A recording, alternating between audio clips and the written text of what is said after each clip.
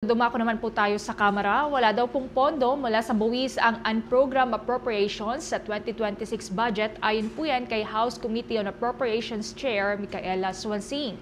At ang pagbisita naman po ng kinatawan ng Embahada ng Amerika sa Independent Commission on Infrastructure, wala daw kinalaman sa flood control anomaly investigation. Kaugnayan, kumuha pa po tayo ng karagdagang detalye sa pag-uulat ni Bombo Annalise Soberano.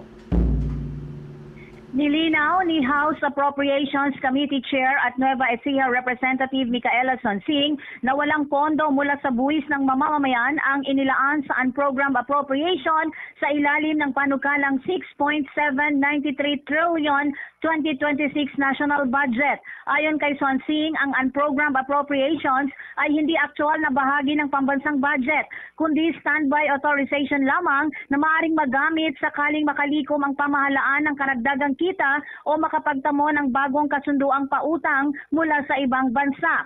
Dagdag pa ni Swansing, ang unprogrammed appropriation ay standby appropriation na otorisado at pinagtibay ng Kongreso sa pamamagitan ng General Appropriations Act at hindi kasama sa 6.793 trillion national budget.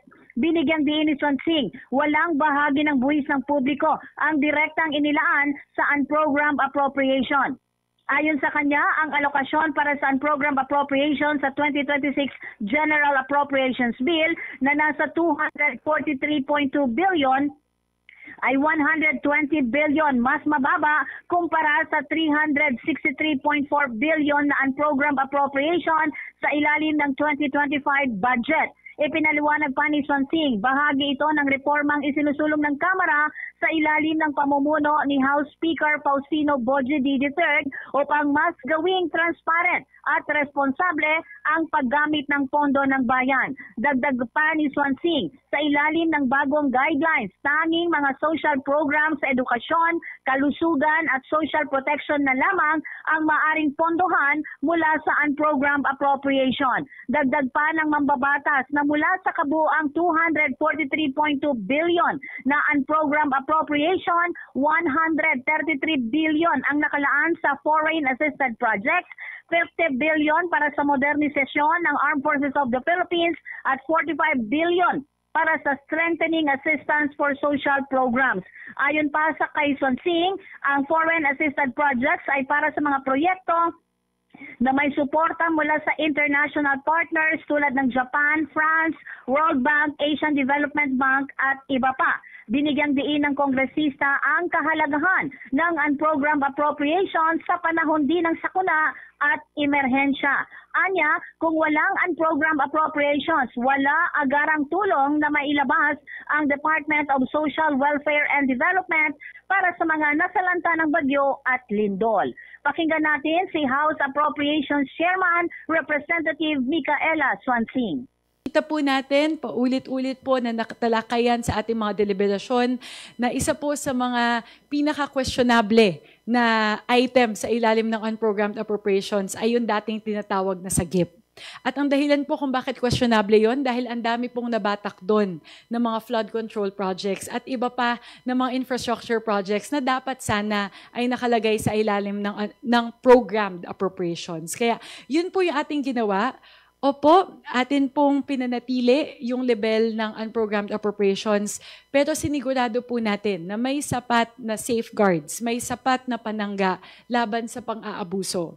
Tulad po ng binanggit ko, hindi na po pwedeng bumatak ng flood control, ng kalsada at ng tulay mula po sa dating tinatawag na sagip. So ang pwede na lang po ng mga infrastructure projects would be infrastructure projects pertaining to foreign assisted projects. Samantala, nilinaw naman ngayon ng Palasyo ng Malacanang na walang kaugnayan sa anumang investigasyon sa flood control projects anomaly ng pamahalaan ang naging pagbisita ng kinatawan ng US Embassy sa Independent Commission for Infrastructure. Ayon kay Palace Press Officer Undersecretary Claire Castro, kinumpirma mismo ni Attorney Keith Hosaka ng Independent Commission for Infrastructure na ito ay simpleng courtesy call lamang upang alamin ang mandato at metodolohiya metodolohiya ng komisyon. Walaan niyang napag-usapan na tulong, pagpopondo o paglahok ng mga banyagang organisasyon sa mga proyekto ng gobyerno. Dagdag pa ni Jose Castro, ang nasabing pagpupulong ay hindi indikasyon ng anumang imbitasyon o investigasyon ng mga dayuhang bansa sa mga foreign assisted projects ng pamahalaan. Pakinggan natin si Palace Press Officer Undersecretary Claire Castro. Mismo at tinawagan po natin si Attorney Hosaka at tinanong po natin kung ano yung kanilang naging usapan. According to him, nagkaroon lang daw po ng courtesy call at inalam daw po kung ano yung mandato ng ICI. Just courtesy call. Wala po daw sila napag-usapan doon, kundi tinanong lang kung ano po yung mandato at yung methodology na ginagawa ng ICI. Pero patungkol po dyan sa mga ganyang klaseng mga opinion, wala po daw silang ganyan na pag-usapan. Si Palace Press Officer Undersecretary Claire Castro.